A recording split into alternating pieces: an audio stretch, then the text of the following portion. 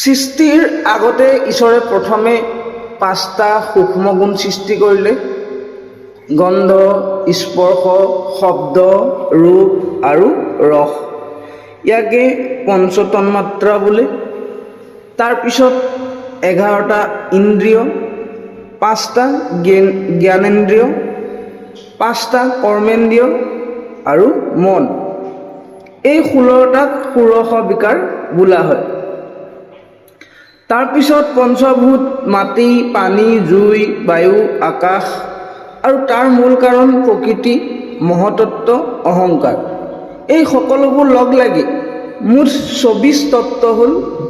এই 24 তত্ত্বৰ দ্বাৰাই ঈশ্বৰে সৃষ্টি কৰিলে। কিন্তু এই তত্ত্ববোৰে নিজেই নিজেই ব্ৰহ্মাণ্ড সাজিব নোৱাৰে। তেতিয়া 24 তত্ত্বই কৃষ্ণক প্ৰাৰ্থনা কৰিলে। তেতিয়া নাৰায়ণে নিজেই জীৱৰ ৰূপত প্ৰতিটো তত্ত্বৰ ভিতৰত সোমাল। জগতৰ মূল কাৰণ এই 24 তত্ত্বই ঈশ্বৰৰ ইচ্ছাত এটা মাত্ৰ হৈ একেলগ হ'ল।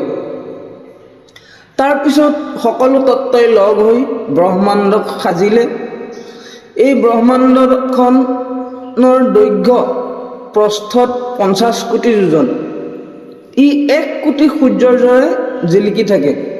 সোণৰ দৰে জিলিকা এই ব্ৰহ্মাণ্ডটো মহাজলৰ ওপৰত ভাহি আছে। এই ব্ৰহ্মাণ্ডৰ চাৰিওফালে 7টা আৱৰণ আছে।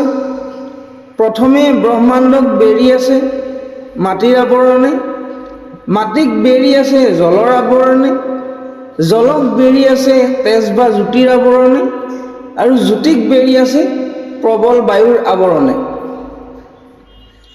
সেই বায়ুকো বেৰি আছে অনন্ত আকাশে। আকাশক বেৰি আছে অহংকাৰ তত্ত্বই, অহংকাৰক বেৰি আছে মহতত্ত্বই, আৰু সকলোকে শেষত বেৰি আছে আদি প্ৰকৃতি দেৱীয়ে।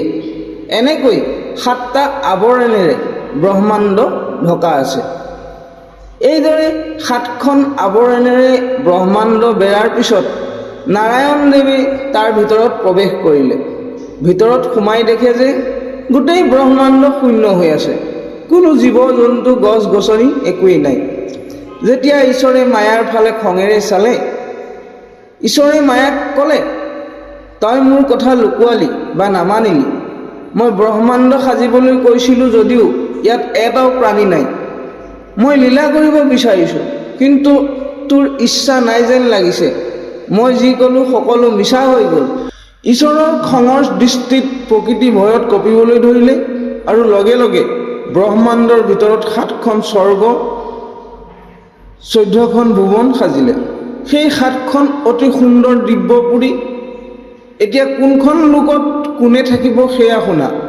হে ৰজা পৰীক্ষিত, মন দি শুনা। কিন্নৰ আৰু মানুহৰ বাসস্থান হ'ব ভূলোকত। ভূলোকত গন্ধৰ্বই থাকিব, ভুৱলোকত গন্ধৰ্ব থাকিব, আৰু স্বৰ্গলোকত ইন্দ্ৰ আৰু 10 দিকপাল থাকিব।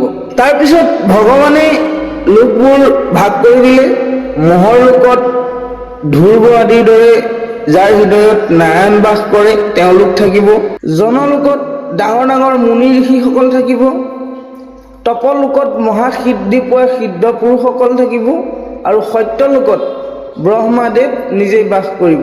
ব্ৰহ্মাৰ স্থানৰ ওপৰত শিৱৰ থাকিবৰ ঠাই হ'ব, তাক শিৱলোক বোলে। শিৱৰ ওপৰত হ'ব ৰত্নময় বিষ্ণুলোক। এই প্ৰতিটো লোক 1000 যোজন জোৰা বহল। এইদৰে একেই সত্যলোকৰ ভিতৰতে ব্ৰহ্মা, বিষ্ণু, শিৱ 3 দেৱতাৰ 3 পুৰী থাকিব। এই আটাইতকৈ ওপৰত আছে বৈকুণ্ঠ ধাম। এই বৈকুণ্ঠ 14 ভুৱনৰ বাহিৰত, য'ত স্বয়ং কৃষ্ণই বাস কৰে।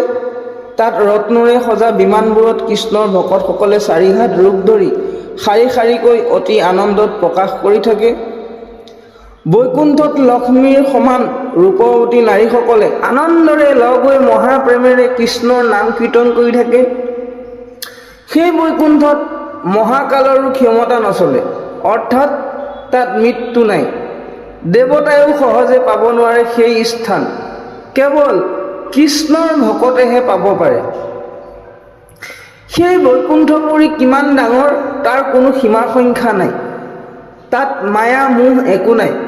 গোটেইখন ব্ৰহ্মময় অৰ্থাৎ আনন্দময়।